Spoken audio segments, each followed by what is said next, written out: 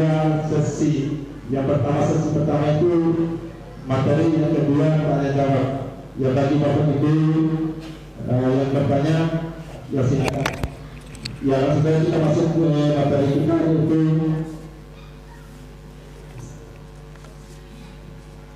kepada Bapak Fakih Rahman dipersilakan.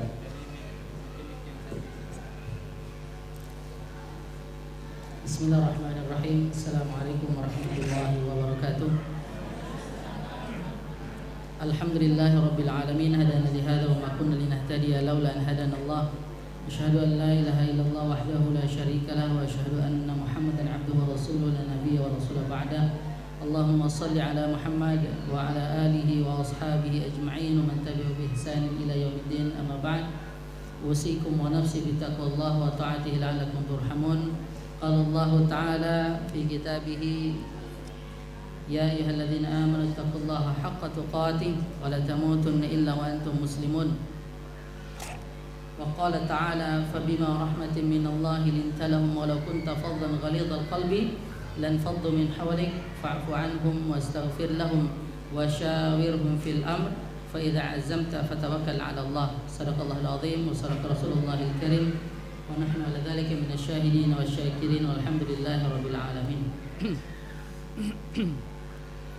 Segala puji hanya untuk Allah. Pada sore hari ini Allah berkenan memberikan rahmat dan karunia kepada kita, memberikan kekuatan iman Islam sehingga kita bisa saling menguatkan, saling mengingatkan.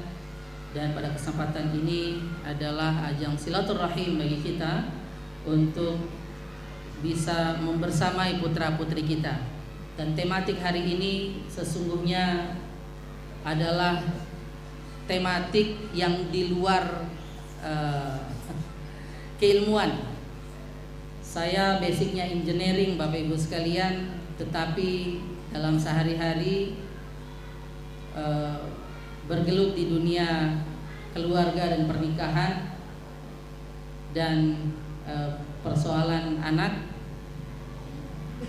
Kainutu podasi Pak Ketua, Pak Dewan, saya ini di luar dimensi keilmuan secara pendidikan, tetapi basic agama itu kami dapatkan dan kami mondok, kami ma'had, itu belajar kitab kuning dan lain-lain itu dari pondok pesantren.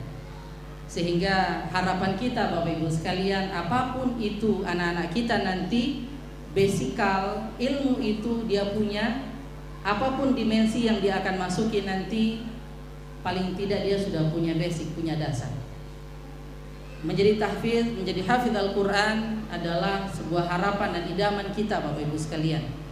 Saya seorang engineering, saya seorang da'i, nahnu du'at qabla kulli syai'.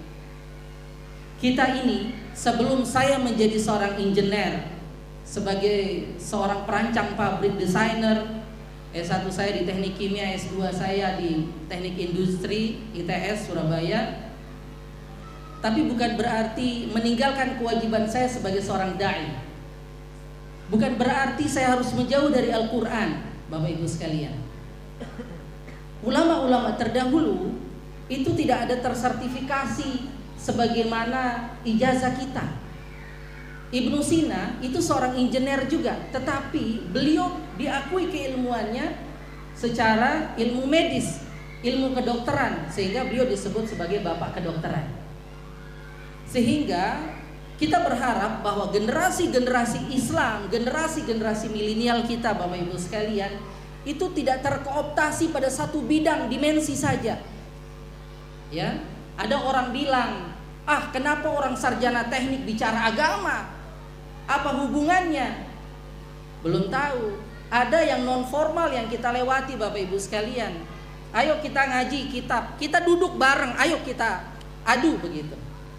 Kalau ngomong persoalan ilmu, lalu di mana silsilah keilmuannya? Ada silsilahnya. Begitu, Bapak Ibu sekalian. Sehingga aina dahu kita doa, insyaallah alumni pondok pesantren bukan berarti dia tidak bisa menjadi seorang insinyur. Alumni pondok pesantren bukan berarti dia tidak bisa menjadi seorang dokter, Bapak Ibu sekalian. Saya punya sahabat, saya punya teman sama-sama alumni dengan kami, Masya Allah, itu menjadi seorang dokter. Apa yang tidak bisa Bapak Ibu sekalian? Apakah seorang dokter tidak boleh menjadi hafidz Al-Quran? Masya Allah, tabarakallahu ta'ala. Ya, seorang insinyur hafal Al-Quran, Masya Allah, alhamdulillah, tabarakallahu ta'ala. Sehingga ini yang kita menjadi harapan kita.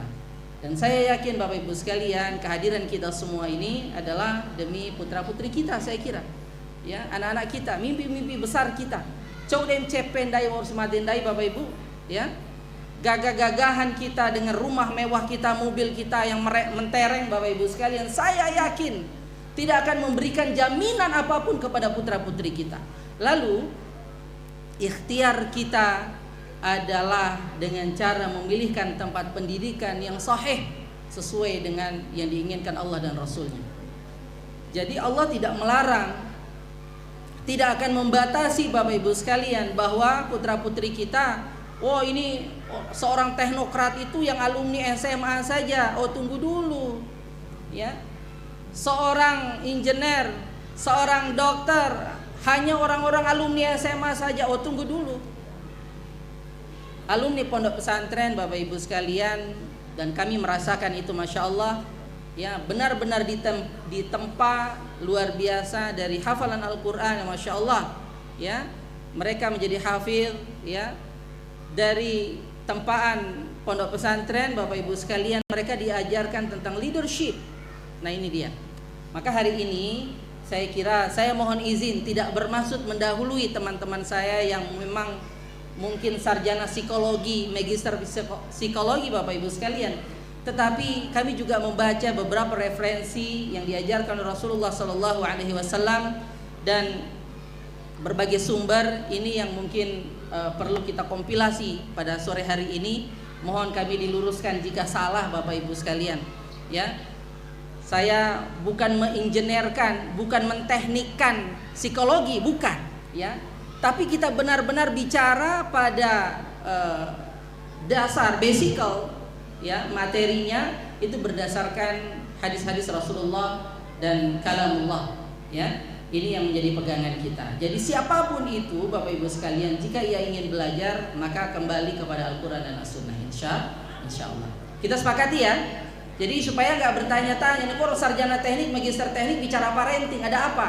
Begitu, ya. Saya khutbah nikah beberapa kali Bapak Ibu sekalian, kok sarjana teknik, magister teknik khutbah nikah, ngapain? Ya, ini nggak ada hubungannya. Tapi nasihat Rasulullah itu tidak pernah memilih apakah dia seorang dokter. Nasihat Rasulullah itu tidak pernah memilih apakah dia seorang insinyur, Bapak Ibu sekalian. Habibie mengatakan di masa-masa akhir beliau ketika terbaring sakit, rasanya ada sebuah penyesalan. Begitu. Kenapa dulu saya tidak belajar agama ini? Di saat-saat ketika masa tua, Masya Allah, baru merasakan ilmu agama itu sangat dibutuhkan. Karena nampaknya usia semakin tua Bapak Ibu sekalian, semakin uzur, semakin lemah, itu pertanda ya semakin dekat dengan kematian. Tapi bukan berarti yang muda tidak mati, mati juga. Tapi kita butuh bekal, ada kepuasan emosional, kepuasan kita ketika belajar agama ini sesuai dengan koridornya. Ya, kita tidak salah jalan, ya Bapak Ibu sekalian. Jadi ini harapan kita, ya, kita sepakati ya. Mohon izin, ya, mohon izin senior, mohon izin para pakar. Saya ingin menyampaikan apa yang kami baca berdasarkan sumber-sumber yang ada. Bapak Ibu sekalian, saya mencoba membaca ada tiga tipe anak kita, ya. Dalam proses dinamika pendidikan ini, saya mencoba mencatat di beberapa bagian, beberapa sumber. Yang pertama ada tipe anak yang namanya tipe anak yang mudah, ya.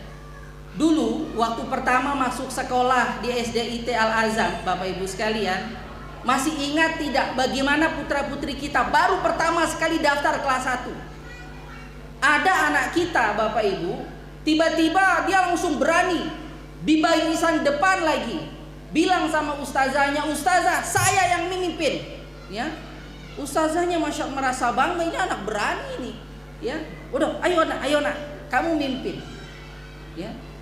Bu, Pak, ada anak kita tipe yang kedua, itu yang disebut dengan ada pola pemanasan. Pola pemanasan itu nawan cukup dahu pala nengawa, ya, diantar sama ayahnya sampai di depan sekolah Bapak Ibu sekalian, nggak mau jauh dari ibunya. Tapi ketika dibawa di kelas, dibilang sama ustazahnya, ustazah ini titip ya abang, kakak sendiri ya di sekolah. Nggak mau begitu.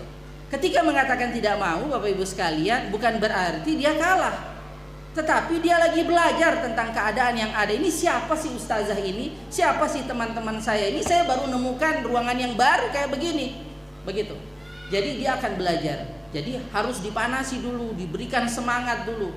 Lama-lama Bapak Ibu sekalian, seminggu, 2 minggu, ngawa lu undain kak di sekolah kak, di kelas kak, dia mau masuk. Yang ketiga, ini tipe yang sulit Bapak Ibu sekalian. Anak rumahan, benar-benar anak rumahan, anak papa dan anak mama. Kenapa? Sampai-sampai ketika kelas 1 mamanya juga jadi murid kelas 1. Ya enggak, Bu? Pak. Benar ya? Siapa yang duduk tuh sama anaknya dalam kelas 1? Ya. Duduk. Anaknya mau menulis, mamanya yang berikan pensil, ya. Itu enggak main-main. Saya coba mendata beberapa teman-teman dan saya juga punya anak, ya Bapak Ibu sekalian. Di awal-awal itu juga susah juga, ya. Kita menemukan polanya untuk putra-putri kita. Sampai dengan seminggu, 2 minggu, 1 bulan itu baru bisa lepas, baru dikenalkan temannya satu, mulai. Tapi Bapak Ibu sekalian, anak yang sulit ini dia pandai bercerita di rumah, ya. Dia raja kandang. Ya enggak? Sampai di rumah, oh mama, ada teman saya itu mama. Begini. Oi, mama saya dikasih bintang sama ustazah. Besok pagi diantar ke sekolah, mama enggak mau. Nah, besok. Benar gak Bu ya? Benar ya? Nah, itu kondisional anak-anak kita. Lalu kita menanggapi seperti apa Bapak Ibu sekalian? Ada anak-anak, kamu ini sampai di rumah nih, anak pulang, kamu ini di rumah menang kandang saja, di sekolah enggak mau. Besok enggak usah sekolah lagi. Anaknya kaget, dibilang kok nggak disuruh sekolah, kemarin disuruh sekolah, sekarang kok mama berubah, ada apa? Jadi ini yang disebut sebagai mind confused. Akan terjadi perubahan, kebingungan anak. Ini ada apa sih mama sama papa ini kok tiba-tiba marah begitu. Padahal sebenarnya Bapak Ibu sekalian, anak-anak kita hanya butuh perhatian. Ya Bu, Pak, ya. Ini, jadi 3 tipe anak. Saya coba merangkul ada beberapa referensi. Kalau plusnya anak yang mudah tadi, ngawan daina, neen daina, disan daina, ya, ngawa. Itu pertama, anak ini mudah bergaul. Sohibnya itu bukan main kalau di kampung, ya, banyak teman mainnya. Ini dia mau sendiri, ya. Poneta pali tetap lampan daina, ya, gitu. Ya, itu dia lincah begitu. Tapi negatifnya dia relatif sulit untuk dikendalikan, ya. Maksudnya coki de pali pau aktif nah de aktif anak mata tis kau tula tingawan tula ndete kumbi, ya. Apalagi kalau lagi gadget sekarang Bapak Ibu sekalian, pakai handphone masing-masing Bapak Ibu, ini jadi masalah ini, ya. Wah, saking aktifnya ngumpul tuh sama teman-temannya. Aktif dengan handphone itu menjadi pasif Bapak Ibu. Sekali lagi ya, aktif, anak yang aktif, anak yang riang dengan handphone ini dia jadi pasif. Pasif itu silent, dia tidak bicara lagi, dia masa bodoh dengan lingkungan Bapak Ibu sekalian. Kalau sudah di depan handphone, coba Bapak Ibu panggil deh, ya, coba dipanggil, abang, ya, atau adek. Panggilan pertama masih asik nih, tangannya, ya, tangannya, abang. Panggilan pertama. Hentakan yang ketiga dengan suara kita yang lebih keras, abang. Misalnya panggilan kita, ya wah, ya. Jadi pasif Bapak Ibu sekalian. Respons terhadap lingkungan ini menjadi persoalan Bapak Ibu. Jadi anandaita, baru sinetin HP Bapak Ibu sekalian. Wassalamualaikum warahmatullahi wabarakatuh. Jadi baik daihan dende coba diperhatikan. Saya memperhatikan di beberapa situs, ya, keburukan dengan menggunakan handphone ini, ya Bapak Ibu sekalian, dan termasuk laporan dari teman-teman dari perlindungan anak. Jadi anak-anak itu jadi tremor, Tremor itu apa Bapak Ibu? Tangannya ini bergerak sendiri. Karena apa? Kebiasaan main game, main gadget Bapak Ibu. Ini main game, main gadget. Nah, di dalam handphone itu Bapak Ibu, semua informasi itu ada. Yang positif ada, yang negatif ada. Ketika terkoneksi dengan internet. Ya. Nalosar ilmu engineering ke. Ya, wara manfaat satoi ya. Di dalam aplikasi handphone, dalam handphone ini ada namanya IP address. IP address itu identitas alamat dari handphone kita. Ya. Pernah dengar kasus dulu ada anggota dewan kita, ya semoga Allah merahmati beliau, dari PKS kalau tidak salah Pak, ya Ustadz Alvinto, yang kemudian tiba-tiba dikirimi video porno. Coba ya kita cek ya, apa yang terjadi Bapak Ibu sekalian? Ternyata IP address-nya tuh dihack, oleh hacker itu diambil IP address-nya. Jadi kalau mau merusak orang gampang Bapak, ya Bapak Ibu sekalian. Ini ilmu engineering ini, ilmu teknik ini. Jadi kalau IP address-nya sudah didapat, itu tinggal sinyal alamat handphone itu sudah jelas. Tinggal dipencet oleh hacker itu, jalan itu. Ya, nyampe apa yang diinginkan tadi. Kalau ngirim video yang tidak senonoh, ya, itu akan nyampe. Sehingga anak-anak kita, Bapak Ibu sekalian, dengan handphone yang mereka pegang ini tinggal yes atau no. Anak-anak lebih suka yes atau no, Bu? Ya? Yes. Tinen pate yang penting yes. Ya, tinen pate. Tidak mau tahu dia anak-anak itu Bapak Ibu sekalian. Jadi yang penting yes. Sekali pencet yes, maka terlacak IP address-nya Bapak Ibu sekalian.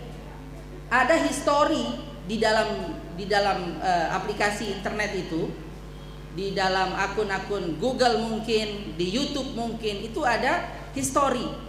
Ada riwayat. History itu riwayat. Riwayat apa yang sudah pernah dibaca, yang dilihat, yang dipegang oleh anak-anak ini. Sehingga kalau history ini ya tidak bisa kita blok Bapak Ibu sekalian, situs itu kita tidak blok, maka akan muncul penawaran berikutnya. Kan ente sudah yes. Kalau begitu saya tawarkan lagi. Muncul gambar itu, kita tidak tahu Bapak Ibu sekalian apa yang ditonton oleh anak-anak kita. Yes berikutnya. Akhirnya apa? Anak-anak kita menjadi candu. Candu itu ketagihan. Caru kalau nanti HP ke luar tanda. Walhasil apa yang terjadi Bapak Ibu? Anak SMP bisa hamil, anak SMA juga bisa hamil. Karena sebab apa? Pelajaran yang diberikan oleh orang tuanya melalui handphone mereka. Siapa yang belikan paket? Ayah bunda, ya, yang belikan paket. Siapa yang membuatnya begitu? Ayah bunda. Karena gagap teknologi, tidak mengerti au kece anak nauka, mapentire gagah-gagahan sudah memegang HP. Ini menjadi persoalan Bapak Ibu sekalian. Maka Bapak Ibu yang dirahmati Allah Subhanahu wa taala, saya ingin mengingatkan kita satu hadis Nabi sallallahu alaihi wasallam diriwayatkan oleh Bukhari wa Muslim, kullu mauludin yuladu 'alal fitrati fa abawahu yuhawidanihi aw yumajjisani. Ya. Setiap anak Adam itu, kata Rasulullah sallallahu alaihi wasallam dalam sabdanya, terlahir dalam keadaan fitrah. Fa abawahu, orang tuanya lah. Ini perhatikan, kita garis bawahi fa abawahu. Para ulama memberikan penjelasan kepada kita, fa abawahu itu bermakna orang tua yang melahirkan dia. Fa abawahu bermakna sekolah tempat dia sekolah. Fa abawahu bisa bermakna teman bermain di lingkungan dia tempat bermain. Fa abawahu adalah orang-orang yang memang sengaja merusak melalui handphone mereka. Fa abawahu yuhawidanihi, yang menyebabkan mereka menjadi Yahudi, yang menyebabkan mereka menjadi Majusi, menyebabkan mereka menjadi Nasrani. Itu artinya apa? Kalau orang tuanya Islam, Bapak Ibu sekalian, maka anaknya Islam. Kalau orang tuanya non Muslim, besar kemungkinan juga anaknya non Muslim. Karena Bunes Gahire ini adalah hibah, ya, religi yang dititipkan. Ya, anak-anak ini tidak berikrar Bapak Ibu sekalian. Dia tidak berikrar antasyhadu alla ilaha illallah wa anna muhammadar rasulullah. Dia tidak ikrar sebagaimana orang-orang yang baru masuk Islam, tetapi secara turun-temurun otomatis dia Muslim. Karena pembiasaan lingkungan yang membentuk dia menjadi seorang muslim. Kapan itu bersyahadat itu Bapak Ibu sekalian? Bagi orang-orang non muslim itu kalau dia masuk Islam karena lingkungan yang sudah membentuk dia menjadi non muslim, sehingga ketika masuk di dalam Islam dia harus berikrar dulu, ya, begitu. Sehingga fa'abawahu bimakna adalah lingkungan yang membentuk, orang tuanya yang membentuk, yang kasih HP, yang belikan paket, itu yang membentuk. Dek wati tape mata Pak Ustaz, cihi wati tape ita, pala com beli paket, ya kayak anak ita, mata, dek, au hingga kain situs mendake, cuma mei paket, mata, berarti secara tidak langsung Bapak Ibu sekalian kita yang menyuruh buka itu, karena tanpa kontrol kita. Maka Bapak Ibu sekalian rahmati Allah, ini pengaruh teknologi, kita tidak bisa menafikan bahwa teknologi itu bermanfaat, sangat bermanfaat. Tapi juga tidak bisa kita nafikan Bapak Ibu sekalian kalau teknologi itu juga merusak.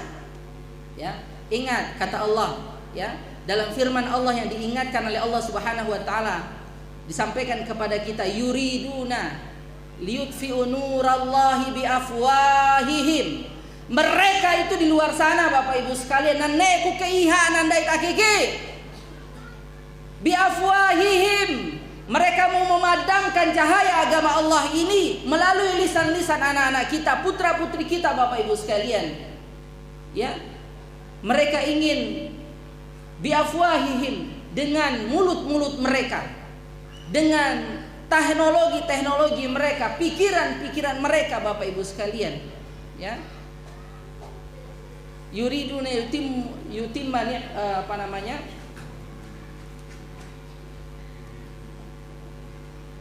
Jadi diinginkan bahwa mereka mutimmu nurihi walakin Allah mutimmu nurihi walau karihal kafirun. Ya. Jadi mereka itu mau memadamkan cahaya agama Allah ini dengan teknologi yang ada, dengan handphone yang ada, dengan pendidikan-pendidikan yang ada. Bayangkan Bapak Ibu sekalian, tadi putra-putri kami terima rapot. Nampaknya perjalanan histori pendidikannya, ketika ditanya, ustazah-ustazahnya tidak bisa penuh mendampingi putra-putri kita. Kenapa? Karena COVID, tidak ada tatap muka.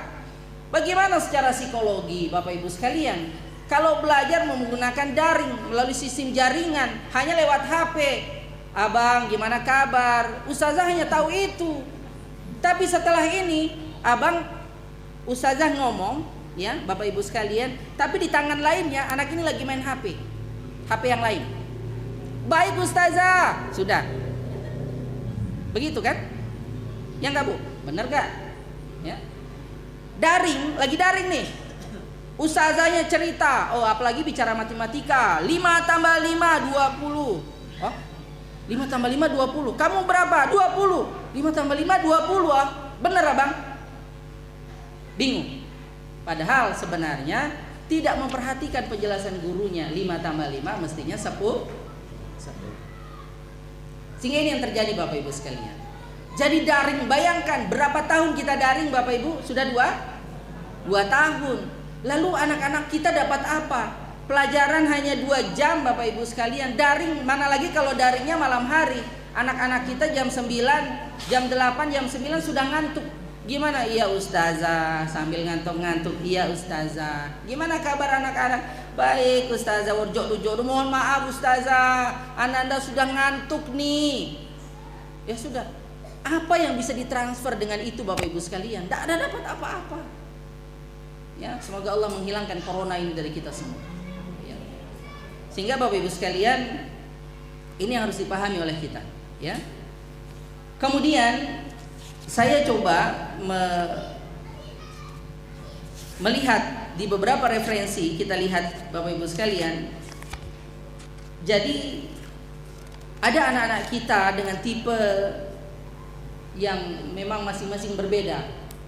Kalau tadi ada tipe yang sangat mudah, ada yang dengan tipe pemanasan, ada yang tipenya sangat sulit sekali. Tetapi yang bisa kita lewati, kita lakukan Bapak Ibu sekalian adalah dengan membuktikan cinta dan kasih sayang kita kepada mereka. Setiap anak Jangan pernah dibandingkan Bapak Ibu. Ya.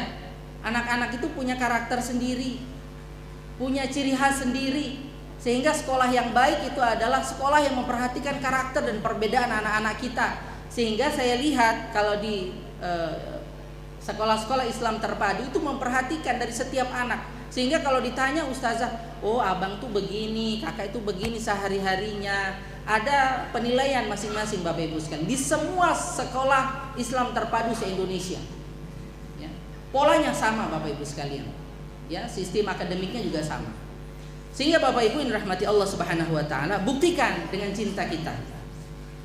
Kenapa kita harus lembut Bapak Ibu? Ndai akeke amputin cara anastoi war paarbui. Ya. Wa ur paarbui batu wali. Ndede kumbi. Wati janti waran araki insyaallah. Amin. Ya. Jadi baru sebentar Bapak Ibu, anak-anak kita sandingkan dengan level kita sebagai orang dewasa. Logika berpikir kita, masa kamu nggak mikir nak? Iya, caranya mikir mama itu nggak sama dengan cara level mikirnya anak. Coba nih, anak kelas 1, kelas 2, naik kelas 3. Setiap pagi itu adalah ya sebuah dinamika huru-hara di dalam rumah. Papanya sibuk mulai ke kantor, mamanya mulai sibuk juga untuk pergi ngajar di sekolahnya. Anak sudah menyiapkan diri. Ma, di mana kos kaki ma? Aduh, kan mama sudah bilang simpan di tempatnya. Kamu ini, aku ndak di Bapak Ibu. Ampun nenek ngoa nih dehoru anak akiki. Ampun nenek horu weki Bapak Ibu sekalian.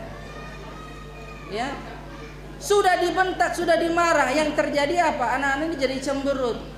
Iya lah, be permene enggak kita. Wati janggahin ditanondai Bapak Ibu, palandete kurentana. Ya. Cari baju pagi-pagi, memang benar-benar crowded Bapak Ibu. Memang jelimet di pagi hari itu. Belum ini kan baru 1 anak. Bagaimana yang punya 5 anak? Bagi yang mana punya 6 anak?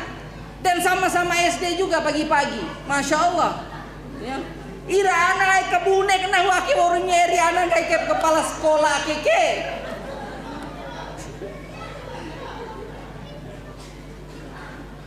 Cumpur cokin anare. Ya.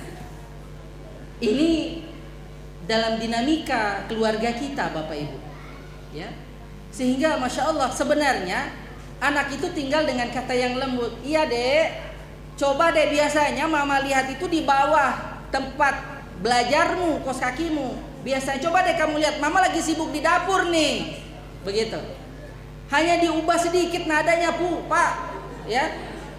Oh iya ma, anak itu cari, cari meskipun dia tidak ada benda ada ma. Yang tidak ada. Ngupah baju. Gimana? Lembo ade menae. Bapak Ibu, level kita nggak sama anak kita. Lembo ade. Kalau dalam penataran guru, nggak kayak si instruktur itadohore, terima karena level kita sama Pak. Ya, siapa yang pernah jabatan? Ya, yang pegawai negeri. Pernah jabatan, dimarahi sama instrukturnya. Ya, siap gerak, siap. Kamu kenapa tidak siap? Keluar. Nggak kai. Itu wajar, selevel Pak. Hanya orang-orang tidak punya pikiran saja nggak ikuti perintah. Ya, kalau anak-anak disuruh siap, malah duduk. Disuruh berdiri, malah tidur. Dia kebunek dia nggak kai lapong gomige. Ya, ya paisi hanore yang cihir paala lo maksudnya. Pala kebunek. Jelek sejelek-jeleknya anak. Itu adalah putra putri kita Bapak Ibu. Ibu, Bapak, Dek Baten Core Bitadoho hanya sampai kelas 6 SD Bapak Ibu bersama dengan kita penuh. SMP anak mata warlau di pondok. Mudah-mudahan Allah memudahkan untuk menyelesaikan hafalannya. Ya. sampai kelas 6 Bapak Ibu sekalian. Jadi benar-benar maksimalkan deh 6 tahun itu ya di masa sekolahnya, ditambah dengan prasekolahnya 7 tahun. Ya, ketika dia setelah lahir 7 tahun baru masuk sekolah SD, ditambah dengan 6 tahun, itu berapa Bu jadinya? Ya, 11 tahun. 11 tahun bersama putra-putri kita Bapak Ibu sekalian. Lalu kita mau sejajarkan levelnya. Umur Bapak Ibu berapa? 40 tahun. Enggak sama levelnya Bu cara berpikirnya. Sehingga ada anak yatim Bapak Ibu sekalian. Suatu ketika dia isak tangis, dia di Madinah itu ya Bapak Ibu sekalian, dia menangis dengan terisak-isak. Ternyata ya ibunya baru meninggal. Ayahnya yang baru meninggal, sementara ibunya menikah lagi. Dia menangis. Tatkala orang mau lebaran Bapak Ibu sekalian, biasanya anak-anaknya riang, ada baju baru, pakaian baru lah begitu dengan dunia kita hari ini. Dia menangis. Rasulullah Shallallahu Alaihi Wasallam lalu datang Bapak Ibu sekalian, dan anak ini belum mengenal benar siapa itu Rasulullah karena masih kecil. Lalu Rasulullah datang, tidak berdiri Bapak Ibu, tapi membuat selevel. Bagaimana caranya membuat selevel bicara? Adalah dia dengan duduk sejajar mata dengan mata. Dia datang, kenapa kamu nangis nak? Iya, ayah saya baru meninggal dan ibu saya juga sudah menikah lagi dengan orang lain. Oh begitu. Saya ini sudah tidak punya siapa-siapa lagi yang memperhatikan saya. Itu perintah dari anak. Sehingga Nabi Shallallahu Alaihi Wasallam, maukah engkau jika aku sebagai ayahmu Muhammad Shallallahu Alaihi Wasallam dan Aisyah radhiyallahu anha sebagai ibumu? Hantat tuta anda uri. Akhirnya Rasulullah Shallallahu Alaihi Wasallam membawa anak ini ke rumahnya Aisyah radhiyallahu anha, lalu dipakaikan pakaian yang bagus-bagus. Dia pulang, keluar dia dengan riang. Dia berlari dalam riwayat itu. Dia berlari. Riwayat kalau anak kegirangan gimana Bapak Ibu? Lari lompat sana, lompat sini, senang. Yuh, kamu senang sekali kenapa? Oh, saya punya ayah Rasulullah.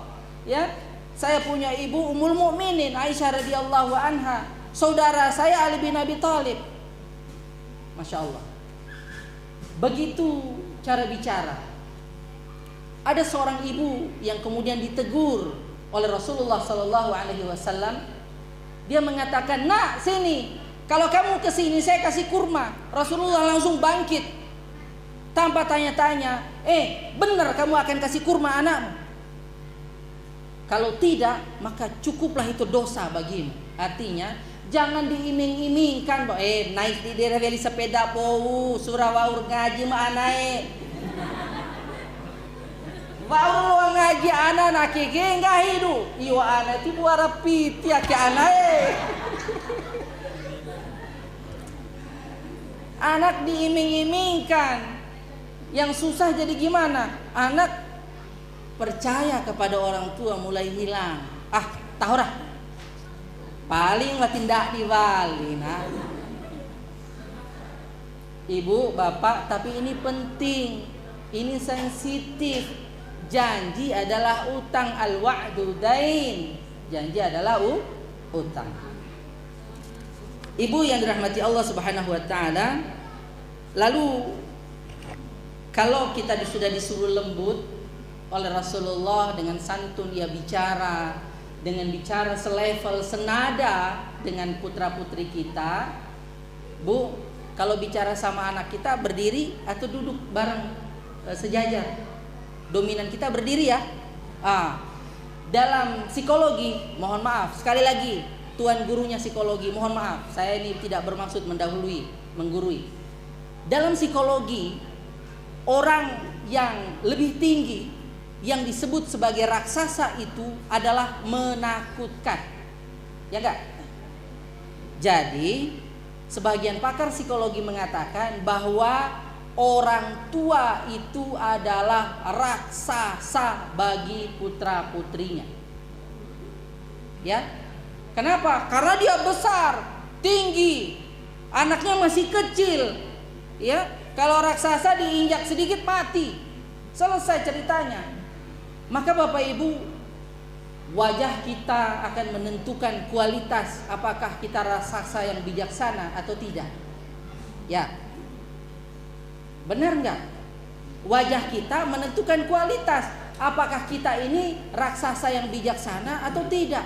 Bicara sama anak lembut, santun, ya, tidak menghardik. Saya ingat Bu, Imam Masjidil Haram itu, Imam As-Sudais itu, dia nakal minta ampun. Bukan nakal sih sebenarnya, hiperaktif. Ya. Jadi sebenarnya anak-anak kita tidak nakal tapi hiperaktif begitu, ya. Ada meja yang diam, didorong begitu. Ira ana war biak kacam ngamuk kayak amam piare. Ya. Yang apa? Akhirnya kalimat yang menakutkan dari sang raksasa. Yang dia takuti adalah membawa-bawa nama raksasa pasangannya adalah ayahnya. Benar ya? Nah, wau si mai aman, kaum dak di fi anare dahu. Ya. Apa yang terjadi ketika mereka takut? Mereka tidak terbuka lagi. Mereka takut bercerita dengan kita. Ada masalah, maka itu menjadi masalah. Karena mereka tidak terbuka. Sehingga coba sejajar, bicara yang lembut, tawarkan kebaikan. Tawarkan kebaikan.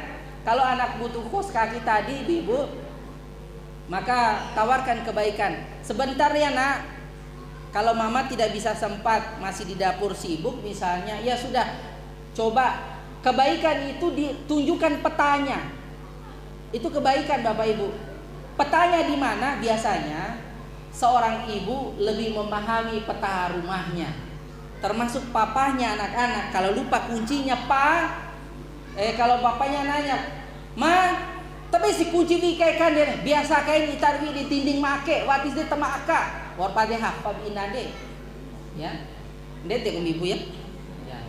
Jadi ibu-ibu lebih paham. Kopiah, termasuk saya ini orang juga lupa Bapak Ibu sekalian. Umi, di mana topi Abi tadi? Oh, yang digantung sebelah situ. Selesai ceritanya. Karena ternyata petanya wanita jauh lebih komplit dibandingkan petanya laki-laki. Ci? Iya. Do sivek Merapi. Kau neng taperwi kain ngepa kain termasuk piti Bapak Ibu sekalian. Taperwi kain. Ya. Di laci mah pena pate ku kain hanya petenggahin, Pak. Ya. Sehingga ain macam-macam bapak-bapak, ya. War pade Pak Ibu ge petana, ya. Jadi termasuk di HP dompet warna war pade sepota kain ini pala tinggahin, ya. Dompet mabere ti pade ini. Pala yang jelas barang dompet.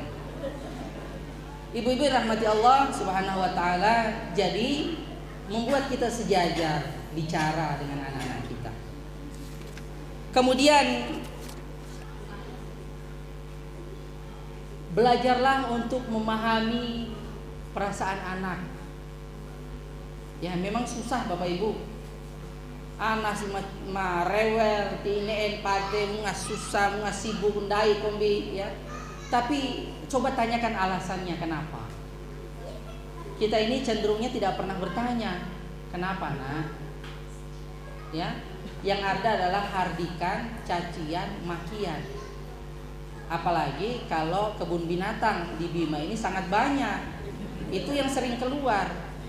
Maka mudah-mudahan tidak ada di antara kita insya Allah. Kemudian yang berikutnya, beliau menyampaikan tentang menahan emosi. Kadang emosi ini tiba tahap Pak Ustaz. Dik kebune ku sanai ini kendete budak emosi kai. Ya. Di mana ditambah lagi papanya yang tidak mengerti. Ini saya kasih bocoran ya. Penyebab ibu berlaku kasar dan emosi. Nah, kata kita dohom siwe. Pertama, kesalahan kelelahan mengerjakan tugas rumah. Ibu itu karena dia tahu petanya Bapak Ibu sekalian, di sabae dem kece. Sabae ya. Masabae rima dem kece masabae dia menenti sebaya wali, akhirnya multifungsi kaki dan tangannya, ya. kaki kanan itu ngepel sambil goreng ikan bisa itu ibu-ibu. Kalau laki-laki nggak bisa, Pak. Ya. Saya yakin laki-laki itu tidak dihadirkan untuk itu karena petanya kecil. Kalau perempuan sambil goreng ikan, sambil ngelap, tangan kiri ini sambil cuci piring, ya waktu dia sampun akhirnya kau nedakan sabu ke oi leder tahu di rak piring ngoricoina. Yang penting mau rapi. Ya. Jadi untuk menghindari kelelahan ibu-ibu rumah tangga ini Bapak Ibu sekalian, itu peran ayah. Ya. Rasulullah Shallallahu Alaihi Wasallam ketika Aisyah itu tidak punya anak Bapak Ibu sekalian. Tetapi Rasulullah begitu memahami lelahnya seorang wanita sebagai seorang istri untuk menyiapkan persiapan untuk suaminya. Maka apa yang dilakukan Rasulullah? Ketika ada sobek bajunya, Rasulullah ini menanyakan kepada Aisyah, di mana jarum jahit? Nggak disuruh, Aisyah tijabara anak diurung gue bini lau ndak ujak baju nah oke ujak gunan gue bini sebagai bayi nah rek awati jangkahin dedena. Tetapi apa yang dilakukan Rasulullah sebagai seorang ayah, sebagai seorang suami, Bapak Ibu sekalian, beliau menjahit sendiri bajunya di depan para istrinya. Nggak perlu gengsi Bapak Ibu sekalian, ya, karena di dalam Islam Bapak Ibu ini Madam Wan, Bapak-bapak, ya, di dalam Islam tidak ada kewajiban para istri itu memasak dalam Islam. Ya, warapu ketona, para senabau. Ya, tidak ada kewajiban bagi istri itu untuk mencuci baju suaminya. Tidak ada kewajiban. Ya, tetapi dia punya kewajiban satu, taat kepada suami. Dete kumbi, ya. Karena toa de rahim ederen, bako ka ambi we ade ngahar nono rahim lau karabi ka, toa ngarade, pati kewajiban. Ya. Toa apa udah? Ya. Toa. Jadi tugas istri itu hanya satu, taat kepada suami. Kalau dia taat, maka otomatis, ya, dia akan menyayangi suaminya, melayani suaminya, mengemban semua amanah-amanah yang dititipkan oleh suaminya, termasuk harta benda suaminya. Itu istri. Sehingga dalam Islam ini, Bapak Ibu sekalian, tugasnya hanya satu, taat sama suami. Sehingga siapa yang berkewajiban untuk memasak dan mencuci? Suami sebenarnya. Karena pamecina, ya, veiki mecirahina kabua veadu kanina setrika veadu. Ya, tidak ada kewajiban. Maka dia yaumil akhir nanti Bapak Ibu, kalau ada suami yang ngotot atau yang protes atau istri yang protes atas kewajiban lelahnya dan sebagainya, maka dia tidak dapat hukuman. Tapi kewajibannya satu, memuliakan suaminya, melayani suaminya, menyayangi suaminya. Orang kasih sayang Bapak Ibu sekalian tidak akan pernah menghitung berapa lelahnya dia. Itu orang yang sayang. Orang yang sayang Bapak Ibu sekalian tidak pernah menghitung berapa besar materi yang dia akan keluarkan Bapak Ibu sekalian. Itu orang sayang. Sehingga Bapak-bapak sekalian, supaya kelelahan ini bisa dibantu, artinya tidak lelah dia, maka jangan biarkan sendiri. Rasulullah Shallallahu Alaihi Wasallam itu mendekap Aisyah dari belakang, lalu tangannya, ya, silakan Bapak Ibu sekalian pelajari sirah, ya, mendekap tubuh Aisyah radhiyallahu anha dari belakang, lalu tangannya mengambil piring yang dicucinya dan menggantikannya. Aisyah nggak mau, tapi Rasulullah ingin mengambil bagian itu Bapak Ibu sekalian. Sehingga para suami warasi maki pompana weire bantu jago diriha. Sekali-sekali kitalah yang hidangkan masakan, yang hidangkan makanan. Sekali-sekali kitalah yang bantu mencuci. Ya mau simbori serabu baweinga ya paling tidak lau letebea, ya. Jadi begitu Bapak Ibu sekalian. Kemudian yang kedua, penyebab ibu-ibu ini berlaku kasar dan emosi karena kebosanan di rumah. Sehingga kalau ada majelis taklim Bapak Ibu, jangan hanya suaminya saja mau mendengarkan pengajian, ya, ajak juga istri beserta anak-anak. Dengarkan taujih Rabbani itu. Dengarkan majelis-majelis taklim. Pailwa ke ita dohong siwe varau bapak-bapak re. Aina mai kese ilmu kese. Sehingga ada ain hari kese di rumah iyo pala gaya Pak Ustaz akak. Pairing atau ita raus secara mau Pak Ustaz kadin. Dia anda di war sinci keto tibaragunan gori coin agak senai akhir nih. Ya. Materi hari ini selesai. Tapi Bapak Ibu sekalian, di dalam rumah tangga itu adalah menyamakan frekuensi kita dengan suami. Benar kita mungkin berbeda-beda, tetapi atas nama pernikahan karena Allah Subhanahu wa taala itu yang kemudian membuat kita kuat. Kita bersama melewati susah, ya, senangnya dalam kehidupan kita bersama dengan pasangan kita. Sehingga buah hati kita adalah bagian dari amanah dan tanggung jawab kita semua. Yang kemudian yang ketiga, jenuh akibat pergaulan yang terbatas, kurang dihargai suami dan lingkungan. Ya, kadang suami saling mengerti saja.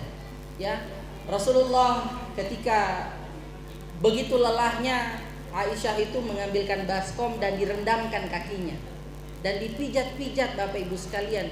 Begitu pula sebaliknya ketika para istri sakit, ya, begitu lelahnya Rasulullah mengambil bagian untuk meringankan beban mereka. Sehingga Bapak Ibu sekalian, pola pengasuhan ini tidak bisa berjalan sendiri, tetapi harus kedua insan yang berikrar ini qabiltu nikahaha bimahrin dan seterusnya itu benar-benar diwujudkan dalam sebuah ungkapan keluarga sakinah mawaddah warahmah. Insyaallah semoga kita menjadi keluarga sakinah mawaddah warahmah. Allah Subhanahu wa taala berfirman Bapak Ibu sekalian dalam surah Al-Imran ayat 159, Fabima rahmatin minallahi lintalahum. Ya, kata Allah Subhanahu wa taala, karena disebabkan rahmat dari Allah Subhanahu wa taala, kita ini lintalahum, kita ini bisa berlemah lembut. Jadi kalau papanya anak-anak dan mamanya anak-anak tidak dekat dengan Allah, maka lintalahum yang dimaksudkan di dalam surah Al-Imran ini Bapak Ibu sekalian tidak akan terwujud di dalam rumah tangga. Yang muncul adalah kasar, kalimat kasar. Jadi hanya orang yang dekat dengan Allah, ya, istri suami dekat dengan Allah, berkomunikasi yang baik dengan Allah, yang akan mampu mengeluarkan kalimat-kalimat lain, kalimat-kalimat lembut Bapak Ibu sekalian. Unek eku gakana receh barahindai, mah bangun kita sholat tahajud bareng yuk. Ya. Ya. Ayo kita sholat tahajud bareng yuk. Bangun dalam qiyamul lail, Masya Allah, dengan sholat berjamaah bersama istri dan anak-anak. Betapa indahnya kehidupan rumah tangga ini Bapak Ibu sekalian. Kemudian Allah Subhanahu wa taala menyampaikan, walau kunta fadhan ghalizal qalbi, kalau sekiranya engkau Muhammad, ayat ini sebenarnya ditunjukkan kepada Nabi sallallahu alaihi wasallam. Nabi itu harus sabar melewati ini semua, meskipun orang-orang kafir itu kasar, dilempari dengan batu, orang-orang Taif melempari dengan kotoran unta, kencing unta, ya, dengan kata-kata kasar, dilempari batu sampai dengan berdarah-darah. Tetapi kemudian Masya Allah Rasulullah mengangkat tangan, Allahumma ghfir lahum fa innahum la ya'lamun. Yang geregat itu Jibril alaihissalam, Muhammad perintahkan kepadaku, akan kutimpakan mereka dengan gunung ini. Tapi Masya Allah Rasulullah sallallahu alaihi wasallam, walau kunta fadhan ghalizal qalb, kalau saja engkau bersikap keras, ya, berhati kasar kepada mereka, lam faddu min haulik, mereka akan lari darimu, dakwahmu tidak akan berhasil. Begitu pula dengan putra-putri kita Bapak Ibu sekalian. Hati kita kasar, suara kita keras, bentakan dan lain sebagainya. Yakinkan putra-putri kita akan ngambang di jalan, tidak sampai pada tujuannya. Bapak Ibu sekalian, lisan kita adalah doa, kata-kata kita adalah doa. Sampaikan kepada Allah dengan kata-kata yang lembut. Kalau Imam Masjidil Haram tadi, ibunya dia begitu aktif sekali, ya, pindahkan meja sana, pindahkan sini. hanya satu doanya, ya Allah, mudah-mudahan dengan keaktifan anakku ini, bimbinglah ia dan jadikanlah ia imam Masjidil Haram. Dan itu diijabah oleh Allah di masa setelah ibunya meninggal dunia. Bapak Ibu sekalian, lisan kita adalah doa. Maka kita berharap kepada Allah Subhanahu wa taala, mudah-mudahan Allah membimbing dan menuntun jalan kita. Lalu di ujung ayat ini, lam faddu min hawlik fa'fu anhum, maafkan putra-putri kita, maafkan mereka semua, kata Allah Subhanahu wa taala kepada Rasulullah. Maka Allah mengangkat tangan, Allahumma ighfir lahum fa innahum la ya'lamun. Ya Allah, ampunilah orang-orang Taif itu, ya Allah, ampunilah dosa mereka. Sesungguhnya dakwah ini baru saya sampaikan kepada mereka karena mereka belum tahu, ya Allah. Maka Bapak Ibu sekalian, tugas kita orang tua, fa'fu anhum, maafkan mereka. Kita nggak selevel dengan anak kita. Apa ingin kita mungkin tidak sama dengan ingin anak kita. Dengarkan, pasang telinga kita, dengarkan apa yang menjadi keluhan mereka. Wasyawirhum fil amr, ketika mereka merasa beranjak dewasa, Bapak Ibu sekalian, wasyawirhum, ajak mereka diskusi, Bapak Ibu sekalian. Imam Ali karamallahu wajhah mengajarkan kepada kita, Bapak Ibu sekalian rahmati Allah, beliau membagi ada beberapa fase pola pembinaan. 0 sampai dengan 7 tahun di fase pertama itu buatlah putra-putri kita sebagai raja. Sampai lulus SD kelas 1, Bapak Ibu sekalian, kalau dia sampai dengan 7 tahun, layani mereka seperti raja. Layani seperti raja itu namanya si pawea du tibunena, karena memang itu haknya, Bapak Ibu sekalian. Bui poneen ongu lah bondai. Usia 7 tahun ada perintah, murhum bis shalah, muru auladakum bis shalah, perintahkan kepada mereka untuk sholat kalau sudah 7 tahun. Maka Nabi memerintahkan di usia 10 tahun nanti pukul mereka kalau mereka tidak sholat. Ini pembinaan karena fasenya sudah berbeda. Sehingga fase kedua di usia 8 sampai dengan 14 tahun itu ibarat mereka sebagai tawanan. Tawanan itu di situ diletakkan pondasi-pondasi keimanan, di situ diletakkan aturan-aturan agama. Aketiloa anai, si magri ainar loh sa anai luur de uma anai nguartei. Itu di usia itu, Bapak Ibu sekalian. Sehingga di usia 10 tahun itu adalah rentang fase antara 7 sampai dengan 10 tahun. Ya, di usia 10 tahun itu boleh memukul. Boleh. Bagian mana yang dipukul? Bagian bawah, Bapak Ibu sekalian, kakinya. Jangan dipukul bagian atas, kasihan anak-anak kita. Pukulnya bukan karena dendam, bukan. Pukulnya untuk memberitahu sebagaimana sunnah Rasulullah Shallallahu Alaihi Wasallam di usia 10 tahun itu waktunya, dengan catatan meluak poe itadoho bau singwartei, aina turu poe wati singwartei. Ya Bapak Ibu ya. Jadi jangan memukul anak sebelum kita memberitahu, menasehati, mengajarkan yang baik. Tapi bau singwartai di usia 10 tahun boleh kita pukul. Jadi tidak wati lele hati ke anak ya. Maka Bapak Ibu sekalian, di fase ketiga itu mereka seperti duta besar ya, usia 15 sampai dengan 21 tahun. Duta besar itu dia sudah punya percaya diri. Usia-usia SMA ya, usia kuliah SMA itu sudah dia mendelegasi. Jadi dia menjaga amanah. Sebagaimana Nabi Yusuf itu di usia-usia itu dia delegasi, dibuang, dijual ke Mesir, ditawan dan seterusnya sampai dengan masa kedewasaannya. Usia 21 tahun dan seterusnya itu mereka adalah sahabat kita, Bapak Ibu sekalian. Teman kita bercerita, teman kita berbagi, wasyawirhum, maka bermusyawarahlah dengan mereka. Sehingga semua persoalan kita akan tersampaikan dengan baik kepada putra-putri kita dan mereka akan menjadi pelanjut generasi kita di masa yang akan datang. Bapak Ibu, narindir ai ya, sudah mau jam 6. Maka lanjut ke tubuh mata karena tiap menggoring sematerina karena masih banyak sekali materi-materinya. Ada beberapa tata cara bagaimana kita bicara, bagaimana membuat kita selevel dengan anak dan sebagainya, materi-materinya. Tapi untuk ngampu tidak bermaksud mengambil bagian dari teman-teman psikologi, tetapi inilah yang diajarkan dalam Al-Quran dan hadis Nabi Sallallahu Alaihi Wasallam yang disampaikan kepada kita agar pola pendidikan kita sampai kepada putra-putri kita dengan baik. Bapak Ibu, saya langsung tutup dengan kita berdoa bersama gitu ya. Pak MC, mari kita berdoa kepada Allah dengan sama-sama mengawali dengan membaca Ummul Kitab Al-Fatihah.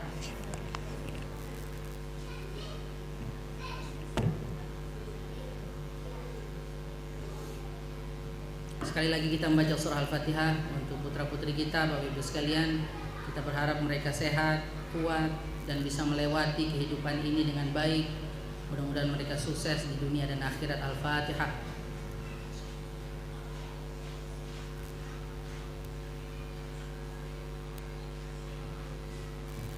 Allahumma ya Allah ya Karim. A'udzu billahi minasy syaithanir rajim. Bismillahirrahmanirrahim. Alhamdulillahi rabbil alamin. Assalatu wassalamu ala asyrafil anbiya'i wal mursalin wa ala alihi wa ashabihi ajma'in wa man tabi'ahu bi ihsanin ila yaumiddin. Allahumma ighfir lana dhunubana wa liwalidayna warhamhuma kama rabbayana shighara. Allahumma arhamna bil Qur'an waj'alhu lana imaman wa nuran wa hudan wa rahmah. Allahumma dhakkirna minhu ma nasina wa 'allimna minhu ma jahilna warzuqna tilawatahu ana al-laili wa atrafan nahar ya rabbal alamin. Allahumma ij'al awladana minas salihin. Allahumma ij'al awladana minas salihin. Rabbi hab lana minas salihin. Rabbi hab lana minas salihin. Allahumma ij'al awladana minal hafidhil Qur'an. Allahumma ij'al awladana minal hafidhil Qur'an. Allahumma ij'al awladana minal hafidhil Qur'an wa minal faqih fid din ya arhamar rahimin. Allahumma ij'al hadha jama'an marhuma wa tafarraqna min ba'di hadha tafarruqan ma'suma. Allahumma rabbana hab lana min azwajina wa dhurriyyatina qurrata a'yunin waj'alna lil muttaqina imama. Allahumma rabbana zalamna anfusana wa in lam taghfir lana wa tarhamna lanakunanna minal khasirin. Allahumma rabbana atina fid dunya hasanah wa fil akhirati hasanatan wa qina adzaban nar. Wa sallallahu ala Muhammadin walhamdulillahi rabbil alamin. Bapak Ibu sekalian rahmati Allah, kita hadiahkan Al-Fatihah untuk orang tua kita. Saya terlintas wajah orang tua kita pada saat kita membaca doa. Semoga Allah mengampuni dosa-dosa mereka bagi orang tua kita yang sudah mendahului kita. Semoga Allah memberikan rahmat, umur panjang, sehat walafiat bagi orang tua kita yang masih ada. Semoga Allah memberikan keberkahan dan kemuliaan kita kepada kita semua. Hadanallahu wa iyyakum. Jazakumullahu khairan katsiran. Assalamualaikum warahmatullahi wabarakatuh. Ya Bapak Ibu yang sama-sama diberkahi Allah Subhanahu wa taala. Itulah materi kita pada sore hari ini yang kepada Bapak Taufik Rahman Jazakallahu khairan. Bapak Ibu yang sama-sama dirahmati Allah Subhanahu wa taala, sebelum kita tutup kegiatan kita pada sore hari ini, mungkin ada pertanyaan atau senang ya. Ya, langsung saja kita tutup kegiatan kita pada sore hari ini dengan sama-sama. Ya, iya maaf ya.